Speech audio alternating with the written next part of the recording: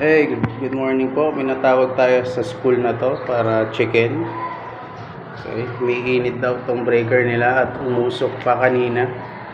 Well, One Diagnostics, 60 amps ang nakakarga against number 8 na wire. So as per pairing, dapat po ang kapares na breaker nito ay number 40 or 40 amps lang. Ito yung nangyari sa wire nila. Ayan. So bali nagbabaga na yung wire nyo. Si breaker, dahil 60 siya, hindi siya sensitive, so naluto na yung wire, hindi pa siya nagtitrip. Okay? Kaya po kapag ganyan, titingnan nyo na lang po yung wire nyo, number 8 yan.